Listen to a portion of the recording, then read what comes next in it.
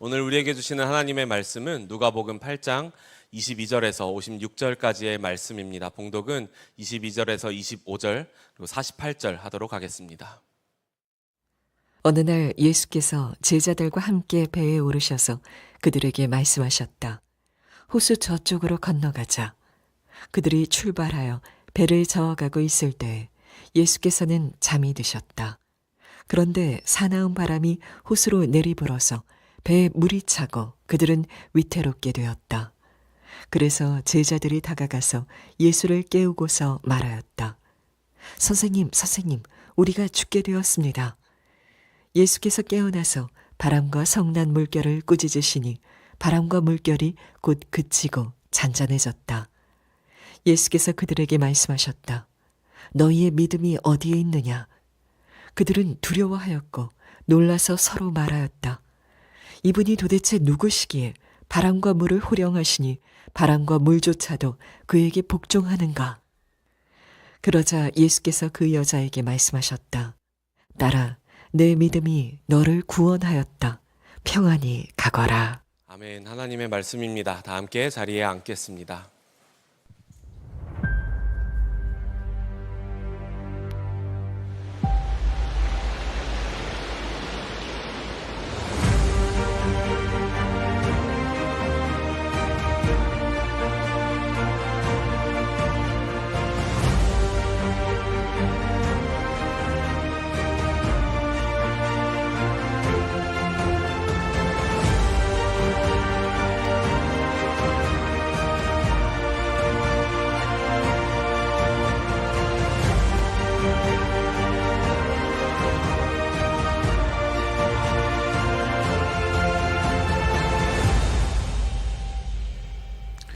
네, 한 주가 빨리 지나갔습니다. 오늘 사부 예배에 오신 여러분들 진심으로 환영하고 축복합니다. 우리 서로에게 인사하겠습니다. 오늘도 지하 또 우리 지하 2층에서 3층에서 또 곳곳에서 온라인으로 예배하신 분들이 계신데 우리 서로에게 인사하겠습니다.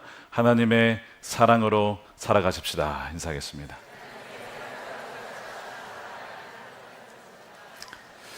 네, 두 가지 광고를 다시 한번 드립니다. 이번 주간은 연합 기도 주간입니다. 월요일부터 목요일까지 우리 바로 이곳에서 저녁 7시 반에 우리 함께 말씀, 여름에 말씀 붙잡고 기도 부흥회가 있겠습니다. 여러분 꼭 참여해 주셔서 함께 기도하시면 좋겠고, 금요일과 토요일은 잠실체육관에서 한국교회가 연합하여 함께 기도합니다. 금요일이든 토요일이든 가능한 시간에 오셔서 우리 함께 예배했으면 좋겠습니다. 1부, 2부, 4부 예배에 좀 현장에 공간이 남아 있습니다. 현장 예배 나오시길 원하시는 분들은 우리 참여하셔서 또 현장에서도 예배하실 수가 있겠습니다. 누가복음 주의 임재를 마주하는 달이 15번째입니다. 인생의 광풍을 만났을 때 라는 제목의 말씀을 나누겠습니다. 평온하던 하루가 갑자기 무너질 때가 있습니다. 전화 한 통 때문이죠. 검사 결과가 나왔을 때, 누군가의 사고 소식을 들었을 때, 사랑하는 사람이 위급하다는 소식을 들었을 때에 평온하던 일생이 완전히 무너지게 되죠. 인생의 광풍은 예고 없이 찾아옵니다. 우리에게 준비할 시간을 주지 않고 찾아온다는 특징을 갖고 있습니다. 1974년에 퓰리처상을 받은 어니스트 베커라는 심리학자가 죽음의 부정이라는 책을 썼어요. 절판됐다가 최근에 다시 나오기 시작했는데요. 거기에 보면 이런 얘기를 합니다. 사람은 누구나 삶의 평온한 표면 아래에 두려움의 진동을 숨기며 산다는 겁니다. 뭔가 두려움이 있는데 그것을 애써 무시하려 한다는 겁니다. 어떤 식으로 할까요? 자신의 업적을 세움으로, 명예에 의존함으로, 혹은 어떤 영웅 체계를 만들어서 불멸의 상징을 만들어서 내가 거기 안에 있으면, 그거 붙잡으면 난 괜찮을 거야, 이렇게 애써 무시한다는 거예요. 그런데 여러분, 과연 그것이 영원할까요? 그렇지 않다는 것이죠. 하나하나 무너져 갈 때 결국 그 두려움을 직면하게 된다는 겁니다. 몇 년 전에 돌아가신 분인데 팀 켈러라는 목사님도 고통에 답하다라는 두꺼운 책을 쓰셨어요. 참 좋은 책인데 너무 두꺼워서 많은 분들이 잘 읽질 못하는데 한번 읽어보시면 좋겠습니다. 거기에서 비슷한 얘기를 합니다. 우리의 인생에 빛을 비추어주던 좋은 것들, 우리의 일, 가정, 우리의 건강, 가족, 어느 인생의 때가 되면 하나 둘씩 꺼져가는 때가 온다는 거죠. 그때 마주하면 지금까지 내가 쌓아왔던 커리어와 경력과 경험과 재산과 그 모든 것으로 그것을 커버할 수 없다는 것을 깨닫게 돼요. 아무리 발버둥 쳐도 이것은 내가 통제할 수 없는 것이구나. 그래서 나보다 크신 그 어떤 누군가를 의지할 수밖에 없게 되는 순간이 온다는 겁니다. 여러분, 이것을 성경은 광풍이라고 이렇게 묘사했습니다. 윈스톰이죠. 광풍이 온다는 거예요. 오늘 예배 자리에 오신 분들 중에 광풍 중에 오신 분들도 있을 것이고, 광풍이 올 것을 예견하며 두려움 가운데 오신 분이 있을 수도 있겠습니다. 오늘 본문에 실제로 광풍이 나옵니다. 제자들이 갈릴리 호수를 건너가다가 거센 광풍을 맞이하여 너무나 두려움에 빠지게 되는 거예요. 자, 그런데 오늘 본문의 길이가 굉장히 깁니다. 우리가 이 부분만 읽었지만 8장 거의 전체를 잡았는데 이유가 있습니다. 그 풍랑의 이야기 이후에 세 가지 전혀 다른 이야기가 나오지만 가만 보면 본질은 같습니다. 우리의 인생에 마주하는 광풍의 세 가지 모습이에요. 어떤 모습으로 나타납니까? 하나는요, 영혼을 파괴하는 어둠의 광풍으로 다가오고, 하나는 우리의 몸을 무너뜨리는 질병의 광풍으로 다가오고, 또 하나는 사랑하는 사람을 빼앗아가는 죽음의 광풍으로 찾아온다는 거예요. 자, 이 세 가지를 함께 살펴볼 텐데, 먼저 이 이야기 시작을 한번 보겠습니다. 여러분, 2주 전에 씨 뿌린 자의 비유 기억나십니까? 두 번째 밭이 뭐였죠? 이 새가 벌써 쪼아갔네, 말씀을. 큰일 났네. 길가 돌밭이잖아요, 그렇죠? 네, 돌밭. 돌밭의 특징이 뭐였습니까? 네, 쪼아갔으니까 제가 그냥 얘기할게요. 자, 두 번째 특징이, 자, 시련 때문에 처음에는 말씀을 기쁨으로 받아요. 은혜도 받아요. 근데 시련이 다가오면 시련 때문에 뿌리가 없어서 말라버리는 겁니다. 자, 이 말씀을 하셨는데 뭐가 다가온다고요? 풍랑이 다가온다고 했죠. 그러니까 이게 지금 다 이어지는 이야기야. 씨 뿌린 자의 비유 이후에 이 풍랑의 이야기와 이 세 가지 이야기가 다 별개가 아니고 다 이어지는 이야기입니다. 무슨 이야기일까요? 우리는 과연 시련 속에, 그 풍랑 속에, 그 광풍 속에 과연 우리는 믿음을 지키는 자이냐 아니냐, 그것을 보게 된다는 거예요. 자, 그래서 이제 이 제자들이 어떤 이야기를 듣냐면 예수님께서 호수 건너편을 건너가자 얘기를 하세요. 누가 얘기하셨다고요? 예수님이. 그래서 건너가게 됩니다. 자, 그래서 건너가던 중에 그 갈릴리 호수에서 광풍을 만나는 거예요.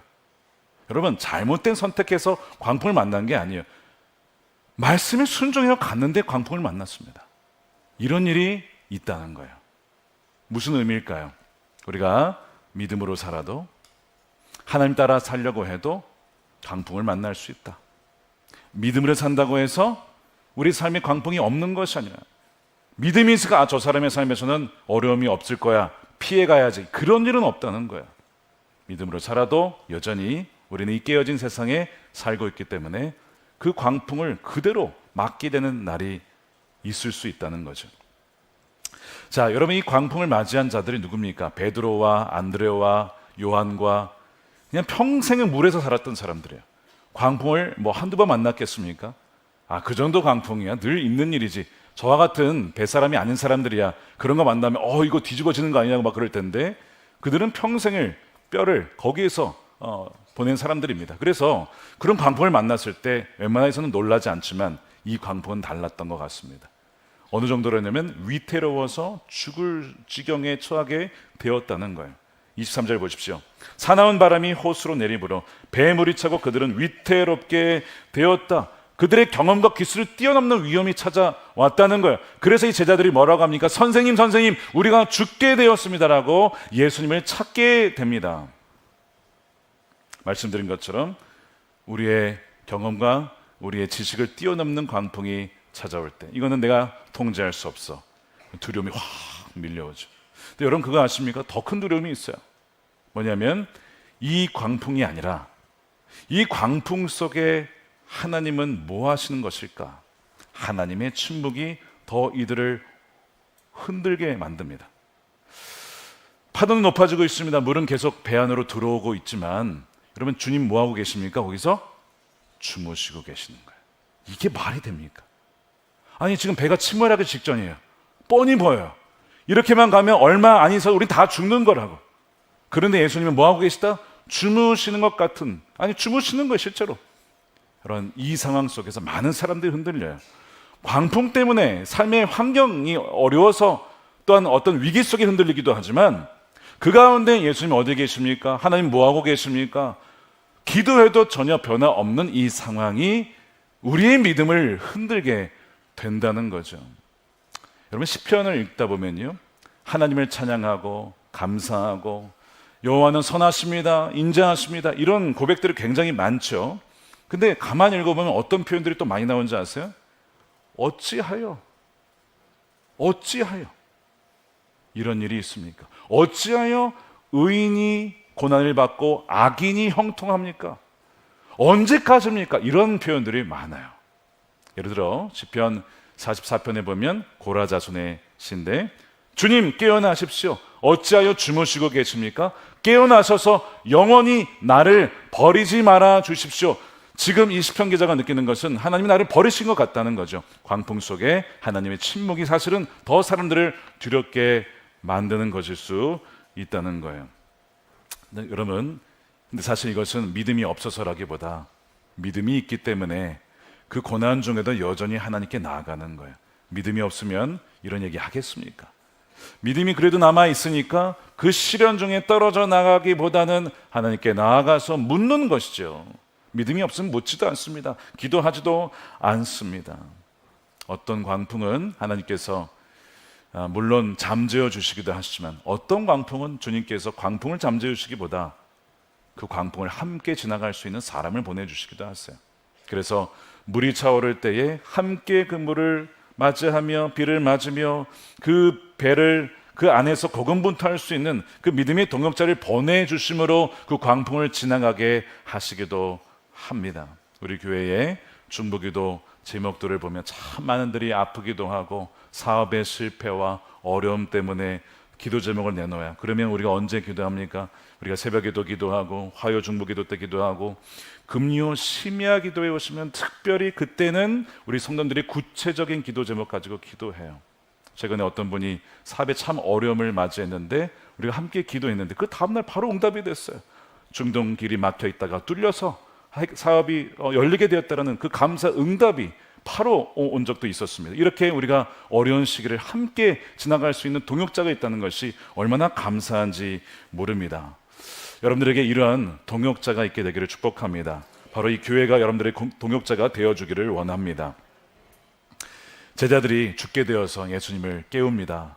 선생님 우리가 죽겠습니다. 여러분 질문 하나 해보겠습니다. 예수님이 왜 거기에서 잠이 드셨을까요? 예수님도 사람이신지라 너무 고단하셔서 피곤하셨던 것 같습니다. 그런데 두 번째 이유가 있어요. 예수님이 거기서 주무셨다는 것은 이런 의미가 있습니다. 그 어떠한 광풍도 하나님 손 밖에서 일어나는 일은 없기에 절대적인 신뢰 속에 주무신 것이죠. 이 놀라운 하나님의 평강이 여러분들에게 부어지게 되기를 축복합니다. 풍랑 속에서도 잠들 수 있는 믿음, 여러분 이것은 진짜 그냥 믿음으로는 되지 않죠. 진정 나의 하나님 아버지, 풍랑도 잠재워질 수 있는, 아니 그 풍랑과 함께 그것을 이겨나가게 하실 수 있는 하나님을 믿을 때만 가질 수 있는 평안입니다. 주님은 그래서 그 안에서 주무셨던 거예요. 그런데 많은 경우에 이런 믿음이 별로 없죠. 예수님을 제자들이 뭐라고 부르고 있죠? 지금 선생님이라고 부르고 있어요. 그러니까 아직 예수님을 이 온 파도와 바람을 잠재울 수 있는 분으로 여기지 않습니다. 그래서 그냥 선생님이라고 부르는 거예요. 그렇게 되면 우리의 인생의 풍랑을 우리가 어떻게 보게 되냐면 예수님보다 하나님보다 그 풍랑이 훨씬 더 커 보이는 거예요. 한번 생각해 보세요. 지금 여러분들이 마주하고 있는 풍랑이 더 커 보입니까? 예수님이 더 커 보입니까? 예수님이라고 고백하는 분도 있지만 풍랑이 더 큰 것처럼 보일 때도 많지 않습니까? 바로 제자들이 정확하게 그 모습이었다는 거예요. 흔들어 깨웁니다. 그때 예수님을 찾는 거예요. 예수님이 깨어나세요. 깨어나셔서 이 바람과 바다를 꾸짖으세요. 그러자 이 바람이 잠잠해지고 광풍이 사라지고 또한 갈릴리 호수가 잠잠해집니다. 한 초대 교부가 이 본문을 가지고 이 장면을 이렇게 묘사했어요. 잠들어 계신 예수가 깨어나시고 깨어있던 바다는 그의 명령으로 잠에 든다. 멋진 표현이죠. 예수님이 깨어나시자 깨어있던 바다가 잠이 들었다는 거예요. 주님이 여러분들과 함께 하심으로 말미암아 여러분의 인생의 광풍이 잠드는 놀라운 기적이 일어나게 되기를 축복합니다. 방향이 바뀌게 돼요. 예수님이 일어나시고 바다는 잠이 드는 것이죠. 자, 근데 이 상황 속에 예수님이 제자들에게 이런 얘기를 하십니다. 자, 이것이 이제 우리들에게 주신 말씀 중에 하나입니다. 25절에 예수께서 그들에게 말씀하셨다. 너희의 믿음이 어디에 있느냐? 자, 예수님은 너희의 믿음이 없다라고 말씀하지 않으시고 어디에 있느냐라고 말씀하셨어요. 둘의 차이가 뭘까요? 전자는 아예 없는 것이고 후자는 있는데 왜 그 믿음을 사용하지 않느냐? 주님이 우리에게 믿음이 있다고 하시는 거예요. 근데 그 믿음을 왜 여기에 사용하지 않느냐? 내가 너희와 함께 있음을 너희가 알면서도 왜 두려워 떠느냐라고 말씀하시죠. 이것이 지금 우리에게 주신 말씀 아닙니까? 여러분의 믿음은 어디에 있습니까? 정말 주님께 있습니까? 지금 여러분의 그 광풍과 풍랑 속에서 믿음을 사용하고 계십니까? 아니면 그 풍랑 때문에 그 믿음을 잃어버리셨습니까? 오늘 이 말씀으로 잃어버렸던 여러분들의 믿음이 회복되게 되기를 축복합니다. 그래서 예수님은 믿음이 어디 있느냐라고 하면서 이제 이 세 가지 이야기를 통해 예수님이 누구신지를 제자들에게, 사람들에게 더 분명하게 보여주시는데 그 첫 번째 사건이 바로 거라사 광인을 만나는 사건입니다. 자, 예수님이 왜 호수 건너편으로 가자고 하셨을까? 거기에 갔을 때 거기에 귀신 들린 사람이 있었어요. 자, 그 땅은 요단 동편 땅이기 때문에 과거에 모세가 므낫세 반지파에게 줬던 땅이지만 이제는 잃어버린 땅입니다. 그러니까 이방 지역에 예수님이 선교를 가신 거나 마찬가지죠. 그 땅에 가셔서 만난 사람이 귀신 들린 사람이에요. 자신을 학대하고 자신의 인생을 파괴하고 옷을 벗고 입을 수도 없어요. 사람들이 묶어도 계속 풀어내는 그런 정말 컨트롤할 수 없는 그런 인생이 거기에 있었습니다. 그런데 그 사람이 예수님을 보고 다가오는 것입니다. 여러분, 분명한 것은 정신질환과 귀신 들림은 구별이 되어야 된다는 거예요. 정신질환은 치료를 받죠. 약물 치료도 받고 상담도 받고 그렇게 치료가 필요한 것입니다. 약을 먹는다고 해서 내가 믿음이 없나? 그렇게 자책하실 거 없습니다. 주님께서는 또한 약물로도 치료하실 때가 있어요. 근데 여기서 말하는 건 이 사람이 정신질환이 아니라 귀신 들린 사람이라고 분명히 말씀하고 있습니다. 목회를 하다 보면 악한 영의 역사를 만날 때가 있죠. 제가 저희 교회 이야기이기 때문에 자세히 말씀드리기가 없지만 굉장히 자주, 상당히 자주, 특별히 금요 성령 집회나 이런 심야 기도에 기도할 때에 나타납니다. 특별히 강력한 성령의 역사가 나타나는 수련회나 세미나에서 나타나기도 합니다. 최근에도 여러 번 있었어요. 보통 귀신은요, 자신의 정체를 드러내지 않습니다. 드러내지 않고 그 사람을 파괴하는 것이 목적이기 때문에. 그런데 강력한 성령의 역사나 말씀 때문에 드러날 때가 있어요. 자신의 정체가 드러납니다. 이 드러나면 사실 증거예요. 어찌됐든 이 귀신 들린 자가 예수님에게 나오면서 사실은 그 귀신이 이 사람을 영혼을 파괴하고 있었던 것이죠. 보십시오. 29절에 예수께서 이미 악한 귀신들로 그 사람에게서 나가라고 명하셨던 것이다. 귀신이 여러 번 그 사람을 붙잡았기 때문이라고 되어 있잖아요. 악령에 사로잡힌 사람이 있었던 겁니다. 그래서 무너졌던 거예요. 근데 오늘 이 본문이 말하고자 하는 것은 이 귀신이 중요한 게 아니라 그 군대 귀신도 쫓아낼 수 있는 주님의 권세를 말하고 있습니다. 제자들은 이분이 누구신가 잘 모르지만 그러나 오히려 귀신은 잘 알고 있었어요. 28절에 예수님이 누구라고 말합니까? 그가 예수를 보고 소리를 지르고 앞에 엎드려서 큰 소리로 말하였다. 더없이 높으신 하나님의 아들 예수님. 예수님이 선생님 정도가 아니라는 거예요. 더없이 높으신 하나님의 아들 예수님이라고 얘기했어요. 당신이 나와 무슨 상관이 있습니까? 제발 나를 괴롭히지 마십시오. 귀신의 특징은요, 하나님을 무서워합니다. 동시에 하나님을 모독하는 말을 자주 합니다. 귀신 들린 자의 특징이에요. 여기 구별되는 부분입니다. 우리에게 이 분별력이 있게 되기를 원합니다. 그리고 악한 영을 쫓아낼 수 있는 예수님의 권세와 이름으로 쫓아낼 수 있는 권능이 사실 믿는 자에게 이미 주어졌음을 믿는 여러분들 되시길 축복합니다. 그래서 이제 예수님이 쫓아내요. 결국 쫓아내서 이 사람이 살아나게 되죠. 야, 아무도 그를 컨트롤할 수 없었는데 이제는 그가 완전한 자유함을 얻고 이제는 쇠사슬에서 풀려나고 이제는 정말 새 사람이 됩니다. 옷을 입고 온전하여 예수님의 발치에 앉아있고 나중에는 동네마다 가면서 예수님을 증언하는 전도자가 되었다는 것입니다. 주님은요, 지금도 이런 놀라운 구원의 역사, 회복의 역사를 일으키시는 분이라는 사실입니다. 2025년 1월에 크리스티애니티 투데이라고 하는 잡지가 있습니다. 미국에. 거기에 한 간증이 실렸어요.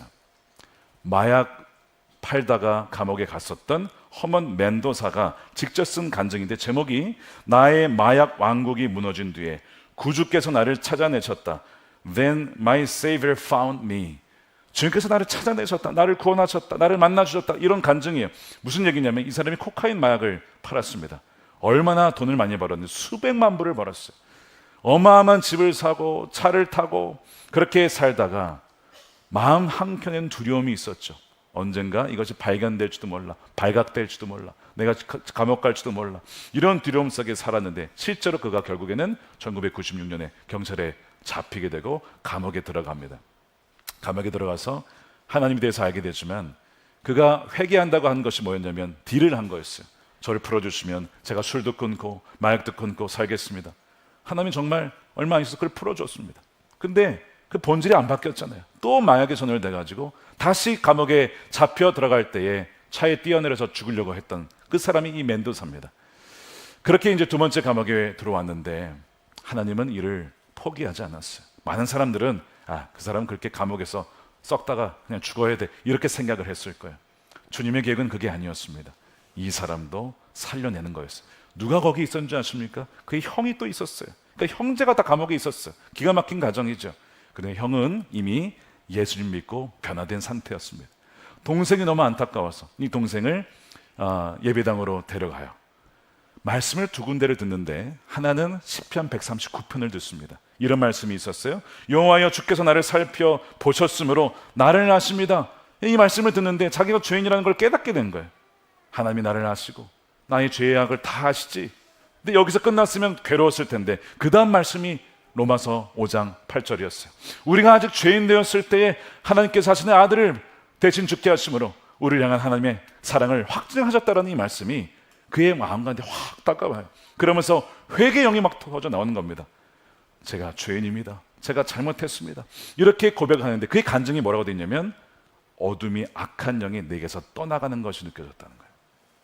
이게 무슨 역사였다는 거예요? 이 귀신의 역사입니다.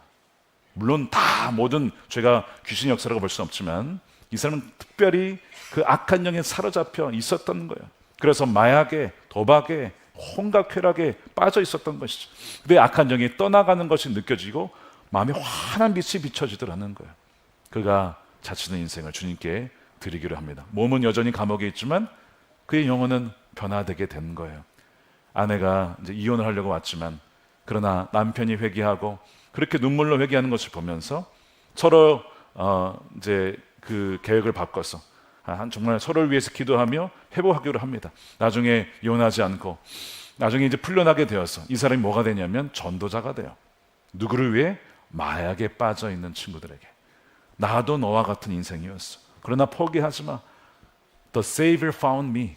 주님께서 나를 찾아오셨어. 자, 주님이 누굴 찾아가셨어요? 거라사 강인 찾아가셔서 구원하신 것처럼 주님이 나를 찾아내신 것처럼 너도 찾아오실 거야. 너를 찾아내신 거야. 이렇게 전도자 많은 사람들을 인도합니다.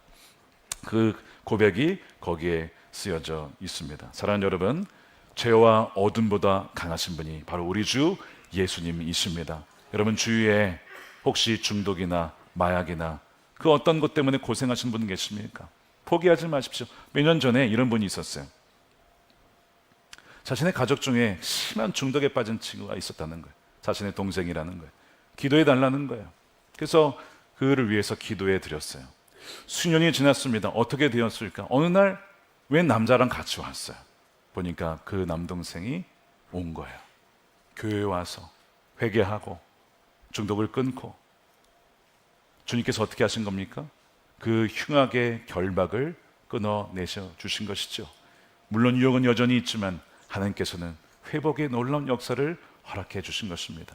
이게 옛날 이야기가 아니라 지금 오늘날에도 벌어질 수 있는 일입니다. 여러분 꼭 기억하실 것은 우리가 특별히 선교하려고 할 때에, 정말 하나님의 일을 하려고 할 때에 거센 풍랑이 올 수 있어요. 악한 사단마귀가 막을 수 있어요. 여러분 두려워하지 마십시오.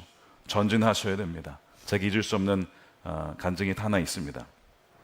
10년 전에 2016년에 제가 이민교회를 섬길 때 그 교회 역사상 26년간 해외 선교를 한 적이 없었다고 해요. 그래서 우리가 이제 선교 헌금 약정을 해야겠습니다. 근데 재정 상황이 넉넉하진 않았습니다.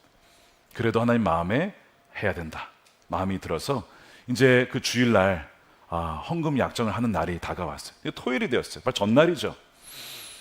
예배 말씀을 다 준비하고 토요일 저녁이 되어서 이렇게 이제 집에 있는데 아내로부터 비명 소리가 나는 거예요. 제가 아내와 수십 년을 살았지만 이런 비명소리는 그때도 그 이전도 지금도 들어본 적이 없어요. 여보 소리 지르는 거예요. 뭐냐 봤더니 올라가 보니까 그거였어요. 그때 3살짜리 막내가 잘 자고 있었는데 뭐 열도 없어요. 뭐 경기를 일으킨 것도 아니에요. 그런데 눈은 뒤집히고 입에는 거품이 나오고 그 다음에 입술은 완전히 파래가지고 숨을 쉬지 않는 거예요. 저희가 이제 애가 3번째입니다, 여러분. 첫째, 둘째, 셋째. 물론 크고 작은 일들이 참 많이 있었지만 이런 경우는 좀 뭔가 독특한 특이한 일이었어요. 곧장 애를 업고 응급실로 향했어요. 제가 운전하면서 기도하고 아내는 뒤에서 아이를 안고 기도하는데 그냥 기도한 게 아니라 선포 기도를 했어요. 즉각 알아졌던 게 무엇이었냐면 내일 선교헌금 약정을 해야 되는데 마귀가 가장 싫은 일을 한 거잖아요. 마귀가 겁주는거나 하지 못하게 하는거나 선포하면서 마귀를 대적하면서 우리는 그래도 선교할 거야. 우리는 복음 전하러 갈 거야. 우리는 지원할 거야. 뭐 그런 얘기하면서 기도하면서 선포하면서 그렇게 기도하면서 갔습니다. 응급실에 가서 응급조치를 하고 의사 선생님들과 뭐 간호사님들이 다 해가지고 조치를 취했는데 1시간 정도 돼서 안정을 찾았어요. 근데 이제 그러면 이런 얘기할 수 있죠. 뭐 아이는 키우다 보면 경기합니다. 경기가 아니라는 거예요. 그 원인이 뭐냐? 그 원인도 잘 모르겠다는 거예요. 지금도 여전히 그때 왜 그랬는지 몰라요. 선생님도 의사 선생님도 모르겠다는 거예요. 근데 어떤 원인인지는 모르겠지만 분명히 영적인 이유가 있었던 것 같다는 거죠. 그때 우리가 알았던 것은 위협과 두려움이 와도 하나님께 순종하는 것은 포기하면 안 된다. 저희가 그 다음날 했죠. 그래서 정말 그 교회 역사상 처음으로 많은 헌금들이 점차 몇 달을 거쳐서 모이게 되었고 그것이 인도로 보내져서 한 교회가 세워지고 그 다음에 마이마 학교라는 곳에 책상과 걸상을 보내게 되었습니다. 근데 그 마이마 학교에 지금 10년이 지나고 보니까 거기 누가 가신 줄 아십니까? 우리 방게라 조니 선교사님이 글로 가시는 거예요. 제가 그 당시에는 그분을 몰랐어요. 나중에 이분이 들어오실 때 보니까 그 학교 출신이에요. 어찌됐든 그때 10년 전부터 그 인도 땅에 여러분 힌두교인들이 대부분입니다. 얼마나 우상에 사로잡혀 있는 자들입니까? 근데 주님께서 그 땅을 풀어주시기 위하여 해방시키기 위하여 이 모든 것을 준비하고 계셨던 거예요. 그러나 주님께서는 이기게 하시고 승리케 하시고 지금 그곳을 통하여서 많은 아이들이 예수님을 믿고 변화되고 있습니다. 사랑하는 여러분, 포기하지 마십시오. 위협을 받아도 두려움 속에서 물러나지 마십시오. 주님께서는 어둠의 권세보다 크신 바로 우리의 왕이신 것을 믿으며 나가는 여러분들의 시기를 축복합니다. 자, 두 번째가 무엇이냐면 갈릴리로 돌아왔는데 회당장 야이로가 찾아옵니다. 12살 된 딸이 죽어간다는 거예요. 예수님이 그 딸을 고치러 가는 중에 하나의 에피소드가 또 하나 생기게 되죠. 웬 여인이 예수님께 온 겁니다. 12년간 혈류병을 앓았던 여인이에요. 의사를 만나도 돈을 다 썼지만 치유받지를 못했습니다. 그런데 예수님이 오셨다는 소식을 듣고 이 여인의 마음에 뭐가 들었어요? 믿음이 들었습니다. 내가 예수님의 옷자락만 만져도 내가 나을 거야 라는 그 믿음이, 그래서 그 자신에게 선포합니다. 내가 예수님의 옷자락만 만져도 나을 거야. 옷자락만 만져도 나을 거야. 믿음으로 그렇게 계속 선포하면서 예수님을 다 만지죠. 어떻게 됩니까? 이렇게 됩니다. 44절입니다. 이 여자가 뒤에서 다가와서는 예수의 옷술에 손을 대니 곧 출혈이 멈추었다. 주님의 능력이 빠져나가고 그 그녀의 믿음 때문에 병이 고쳐지게 된 거예요. 몸만 고쳐진 것이 아니라 뭐라고 되어 있습니까? 구원을 받았다 그런 주님 말씀하시죠. 48절 보십시오. 그러자 예수께서 그 여자에게 말씀하시기를 딸아 너의 믿음이 너를 구원하였다.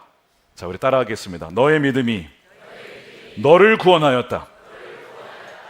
주님께서 치유해 주신 것도 분명히 있지만 우리의 믿음에 대한 반응, 그 믿음이 또한 너를 구원한다는 통로를 분명히 말씀하고 있어요. 평안히 가거라. 이 딸의 믿음 때문에 몸도 낫고 참된 주인 되신 주님을 만나는 구원의 역사가 이 여인에게 일어나게 된 것입니다. 사랑하는 여러분, 여러분들에게 주님은 질병도 치유하시고 우리의 영혼도 구원하실 수 있는 진정한 구원자 되심을 믿는 믿음이 있게 되기를 축복합니다. 최근에도 저희 교회에 비슷한 일이 있었어요. 저희 교회에 이제 기도 제목을 내면요, 왼쪽은 기도 제목과 오른쪽은 지난번 기도 이후에 변화된 점이 있습니까? 쓰게 돼 있습니다. 근데 이분이 지난번 기도 이후에 변화된 것을 써오셨는데 뭐라고 쓰셨냐면 오늘 이야기와 비슷합니다. 출혈병이 있었는데 낫질 않았는데 마음속에 하나님께 나아가 기도를 받으면 내가 나을 거야. 그래서 오셔서 안수 기도를 받으셨어요. 얼마나 간절히 기도하실지 모릅니다. 그러고 나서 몇 달이 지나고 보니까 그게 나아 있는 거예요. 하나님께서 치유해 주셨습니다. 감사드립니다. 이 고백을 하셨던 겁니다. 누가 고쳐주셨어요? 주님께서. 무엇을 통해서? 그녀의 믿음을 통해서. 아, 주님께서 고쳐주시는구나. 제가 아까 3부 예배 끝나고 나오는데 어떤 분이 저를 착 찾아오시는 거예요. 제가 보니까 몇 달 전에 본당에서 기도해 드렸던 분이에요. 주님의 마음으로. 이분이요, 심한 이 두통 때문에 자기 죽고 싶다는 거예요. 너무 아파가지고 좀 살려달라고 막 울부짖으면서 기도받았던 분입니다. 제가 정말 주님의 마음으로 기도해 드렸거든요.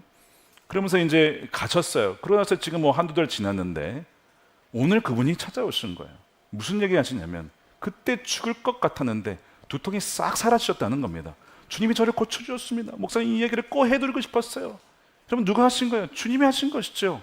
사람이 고칠 수가 있겠습니까? 여러분 주님은 지금도 믿는 자에게 구원을 베푸시고 질병도 치유해 주시는 놀라운 구원의 하나님이심을 믿는 이 믿음이 있게 되기를 축복합니다. 물론 사도 바울과 같이 몸에 여전히 가시가 있는 분도 있어요. 여러분 주님의 은혜는요 질병의 치유를 통해서 나타나기도 하지만 그 질병 중에서도 끝까지 주님을 신뢰할 수 있는 믿음의 형태로 그렇게 은혜가 나타나기도 합니다. 내가 낫지 않았다고 해서 내가 믿음이 부족한가? 하나님 나를 버리셨나? 그렇게 생각하지 마세요. 주님은 각자에게 은혜의 형편대로, 사도 바울에게는 이미 너에게 은혜가 족하도다 그렇게 말씀하셨잖아요. 그러나 분명한 것은 주님은 치유하여 주시고 또 우리에게 은혜를 베풀어 주시고 무엇보다도 저와 여러분과 함께 하시는, 풍랑 중에서도 함께 하시는 주님이심을 그 믿는 그 믿음이 우리에게 있어야 된다는 것입니다. 이제 마지막입니다. 야이로의 집으로 향하던 중에 여인을 만났는데 야이로의 집에서 소식이 왔어요. 딸이 죽었다는 거예요. 좀 더 빨리 갔으면 살았을 텐데, 내가 좀 더 딸을 위해서 뭔가 해줬더라면 살았을 텐데, 이런 후회가 들지 않았을까요? 여러 가지 상황들 때문에. 근데 주님께서 야이로에게 이런 얘기를 하시는 거예요. 50절입니다. 예수께서 들으시고 회당장에게 말씀하셨다. 두려워하지 말고 믿기만 하여라. 딸이 나을 것이다. 이건 정말 믿어지지 않는 얘기죠. 아니 죽었는데 어떻게 살았나요? 죽은 딸에게 가서 소녀야 아이야 일어나라. 다른 본문에 보면 달리다굼이라고 되어 있죠. 그 아이가 깨어납니다. 영이 돌아옵니다. 자, 지금 이 세 가지 본문이 다 뭘 보여주고 있습니까? 그분은 누구신가라는 질문에 그분은 악한 어둠의 권세도 이기실 수 있는 분이시고 풍랑도 잠재우시고 또한 질병을 치유하시며 심지어 죽은 자도 살리시는 분이시다 라는 것을 지금 누가복음은 이 계속 우리에게 반복적으로 다양한 형태의 광풍 속에서 주님이 누구신가를 보여주고 있는 것입니다. 우리에게 이 분명한 예수님의 모습에 대한 그 믿음이 있게 되기를 축복합니다. 자, 말씀을 마무리하면서 어떤 분은 여전히 이런 마음이 있을 수 있어요. 알겠습니다. 주님이 누군지 알겠지만 여전히 제 삶의 광풍이 사그라들지 않습니다. 야이로의 딸은 살아났지만 제 딸은 살아나지 못했습니다. 제 자녀는 살아나지 못했습니다. 라는 분이 있어요. 목회를 하다 보면 정말 죽을 뻔한 위기에서 살아난 경우가 있어요. 그런데 죽을 뻔한 위기에서 정말 가족과 이별을 해야 하는 성도들도 있습니다. 우리 공동체에도 자녀를 잃어버린 분들이 많아요. 그럼 무엇으로 위로할 수 있겠습니까? 저희 아버님의 막내 딸, 제가 태어나기 전에 그 사랑한 딸을 먼저 보냈을 때 무엇으로 위로할 수 있겠습니까? 무엇을 위한 연단일까요? 이런 생각 들지 않았을까요?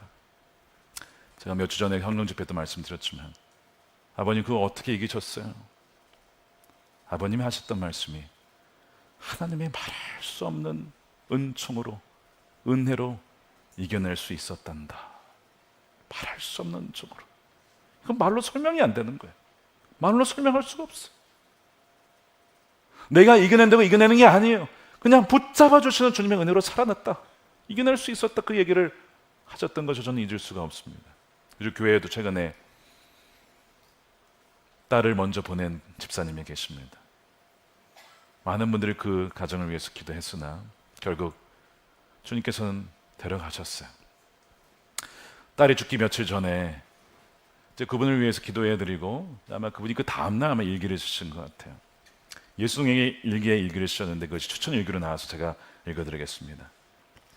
말씀을 통해 주시는 주님의 말씀들, 너무 힘들고 어려운 시간이었지만 주님 아멘입니다.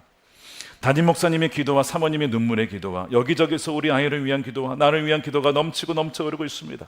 그래서 이렇게 살아내고 있습니다. 이 상황들이 너무나 이해되지 않지만 그럼에도 주님은 옳으십니다. 주님은 선하십니다. 이 고백이 너무나 분명합니다. 주님 함께 해주세요. 어떠한 길로 인도하시든 주님이 함께 하심을 믿습니다. 주님 사랑합니다. 주님 감사합니다. 저는 이 일기를 읽는데 말을 이을 수가 없었습니다. 어떻게 이런 고백을 할 수 있을까요? 여러분 이분의 믿음이 정말 견고해서 그랬을까? 아니요.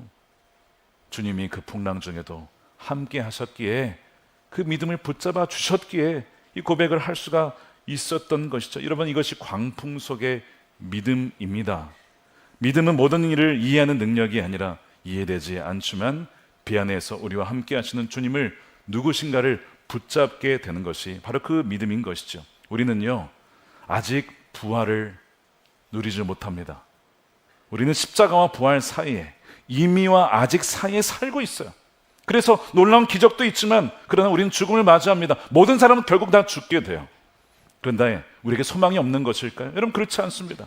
오늘의 이야기는 갈릴리 호수에서 끝나지 않아요. 궁극적인 풍랑을 주님이 직접 마주하시게 됩니다. 거기 어디죠? 골고다 십자가입니다. 그 십자가에서 궁극적인 광풍을 맞이하십니다. 죽음이라고 하는 사망 권세를 그분이 직접 맞이하시죠. 원래 그걸 누가 맞이해야 되는 겁니까? 우리가 맞이해야 되는 거였어요. 그 모든 질병과 질고와 그 모든 것을 다 우리가 받아야 했건만 주님이 그 십자가에서 받으심으로 자신의 성전을 허무시고 사흘 만에 부활하셔서 죽었던 우리도 살리시는, 살아서 믿는 자는 영원히 죽지 않은 영원한 생명과 부활을 우리에게 약속해 주셨고 첫 열매로 우리에게 확증을 주신 것입니다. 우리가 우는 중에도 우리가 소망할 수 있는 이유가 바로 부활 때문입니다. 부활의 주님이 우리와 함께 하시기 때문입니다. 우리는요 그날을 사모해요. 그날이 오면 주님께서 우리의 모든 눈물을 닦아주시고 모든 아픔을 다 치유해 주신다고 했어요. 그래서 우리가 기도하는 겁니다. 마라나타 주 예수여 어서 오시옵소서. 사망과 슬픔의 권세에 사로잡힌 우리를 풀어주십시오. 우리가 그렇게 기도하는 것이고 그날이 오려면 복음이 전파해야 되기 때문에 우리가 선교하며 땅끝까지 이르러 복음을 증거하는 것입니다. 사랑하는 여러분, 우리 말씀 마무리하면서 풍랑 중에 있는 분이 계십니까?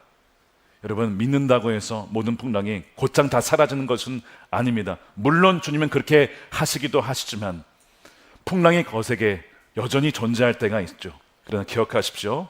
그 풍랑 중에도 주님은 여러분과 함께 계시고 여러분의 손을 꽉 붙잡고 계시다는 것입니다. 선장의 주인은 내가 아니라 주님이십니다.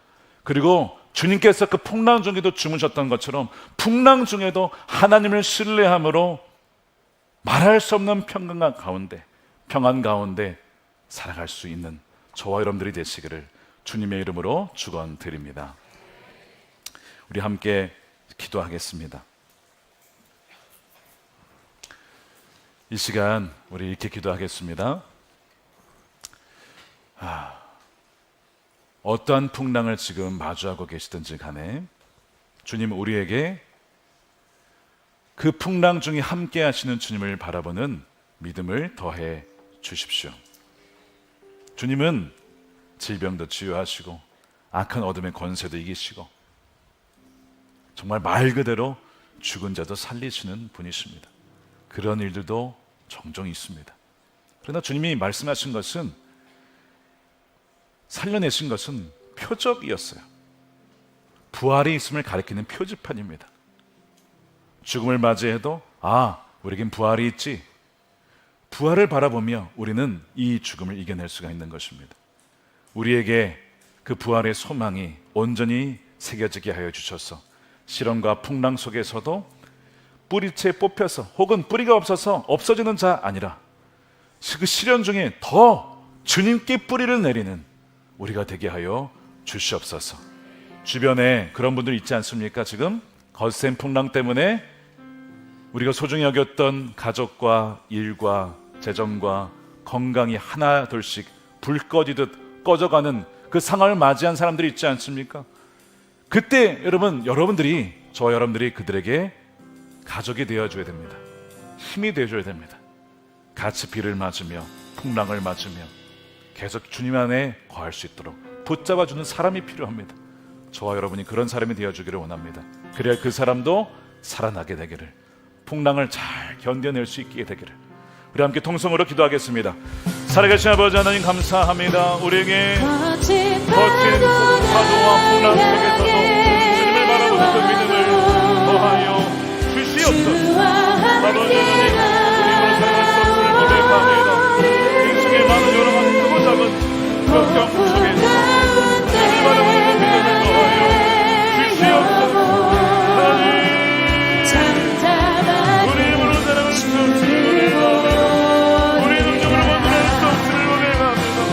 하나님의 성령을 마음에 하나님의 믿음을 더해주시고 주님의 사랑을 더해주시고 주여 시키는 자들의 떨어져가는 자들, 주님 안에 뿌리를 내리는 자들이 될 수 있도록 주님이 더하여 주시옵소서. 저들의 눈물을 닦아주시고 저들의 마음을 주님 붙잡아 주시옵소서. 살아계신 아버지 하나님 감사합니다. 거센 풍랑을 만날 때에 아버지, 많은 우리 성도들이 흔들리고 믿음이 흔들리고 저들의 삶이 흔들려서 과연 주님이 여기에 계시는가, 주님은 왜 어찌하여 주무시고 계시는가 라고 물을 때도 참 많이 있었습니다. 그러나 주님, 그 풍랑 중에 주님이 떠난 것이 아니었습니다. 주님이 우리와 함께하고 계셨음을 우리가 이 시간 믿고 감사를 드립니다. 아버지 하나님, 그 풍랑보다 크신 주님을 바라보는 눈을 활짝 열어 주시옵소서. 그 풍랑 중에도 잠이 드셨던 주님의 그 아버지를 향한 온전한 신뢰와 믿음을 주여 우리에게도 허락하여 주시옵소서. 주님을 바라봄으로 말미암아 그리하여 우리 안에도 시련 때문에 뿌리가 없어 떨어져 나가는 믿음 아니라, 시련 때문에 하나님 우리의 힘과 능력과 경험과 지식으로는 하나님 이것을 이겨낼 수 없음을 인정하고 겸손하게 우리의 뿌리를 주님께 내리는 우리 사랑하는 우리 모든 선한목자교회 성도들이 되게 하여 주시옵소서. 사랑하는 자를 잃고 상실 중에 눈물을 흘리며 아파하는 우리 성도들을 지금 저들의 눈물을 닦아 주시옵소서. 저들의 마음을 어루만져 주시옵소서. 주님께서 부활의 첫 열매가 되시니 소망 중에 그 자녀를, 사랑하는 이들을 다시 만날 날을 고대하며 이 땅에서 주님과 신신하게 믿음으로 동행하는 하나님의 자녀들 되게 하여 주시옵시고, 믿음이 없는 주변 많은 사람들에게 주님이 우리의 생명 되시며 부활 되시며 우리의 죽음조차도 이기고 승리하신 주님이심을 주여 그 거라사 강인이 치유된 이후에 증언하였던 것처럼 주여 우리도 그렇게 증거하며 주님을 아버지는 자랑스럽게 선포할 수 있는 하나님의 자녀들이 다 되게 하여 주시옵소서. 온전한 11조와 이 시간 감사헌금과 성경금과 구전금으로 주님께 구별하여 올려드립니다. 주여 믿음으로 드린 손길을 기억하여 주시고 주여 기쁘게 받아주시며 쓰이는 곳곳마다 주여 무너졌던 것이 세워지게 하시고 갈라졌던 것이 하나가 되어지는 놀라운 회복의 역사가 일어나게 하여 주시옵소서.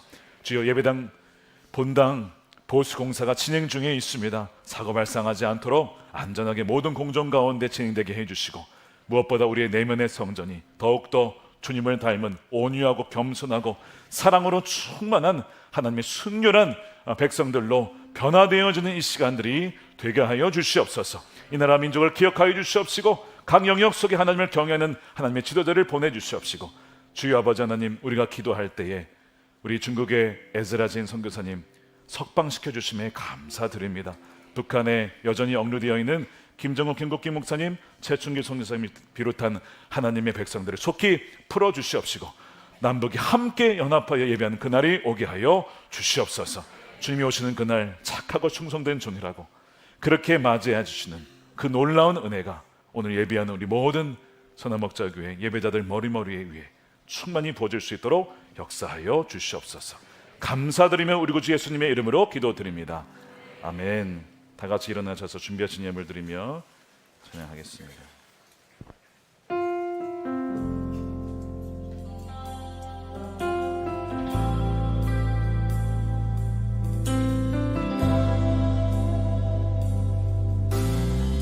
주 품에 품으소서. 주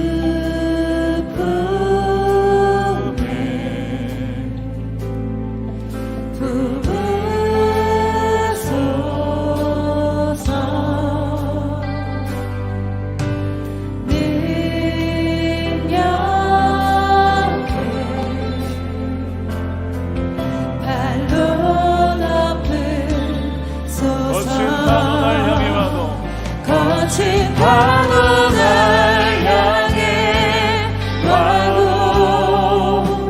주와 함께 날아오리. 폭풍 가운데 나의 영혼 잠잠하네 주를 보리라. 찬양합니다. 주님 안에 주님 안에 나 거하리. 주 능력 나 잠잠히 믿습니다. 주 능력 나 잠잠히. 두 손 들고 찬양합니다. 거친 파도 거친 파도 날 향해 와도 주와 함께 날아오리니. 폭풍 가운데 나의 영혼 잠잠하게 주를 보리라. 거친 파도 날 향해 와도 주와 함께 날아오리니. 폭풍 가운데 나의 영혼 잠잠하게 주를 내 영혼 평안해. 내 영혼 평안합니다. 이리스웨 그렇습니다. 내 영혼 평안합니다. 내 영혼 평안해.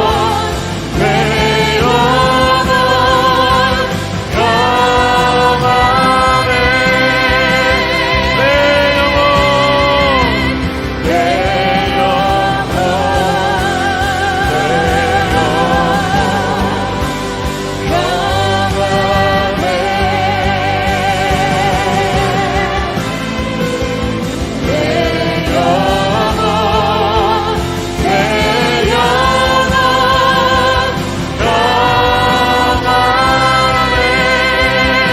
모든 영광 주님께 올려드립니다. 할렐루야. 축복하겠습니다. 우리의 영원한 생명이요 부활 되신 예수 그리스도의 크신 은혜와 아버지 하나님의 측량할 수 없는 무한하신 사랑하심과 세상 끝날까지 우리와 영원히 함께 하시겠다고 약속하신 성령님의 가망 없는 교통 내주하심이 어둠의 역사와 질병의 풍랑과 또한 상실과 죽음의 광풍 속에서도 그 모든 광풍을 잠재우시며 우리의 생명과 부활 되신 주님 앞에 나가고자 결단하는 사랑하는 우리 모든 성도들 머리 위에 저들의 가정과 일터와 사랑하는 자녀들과 다음 세대와 주의 몸된 교회와 조국 대한민국과 열방 가운데 영원히 함께 하시기를 간절히 축원하옵나이다. 아멘.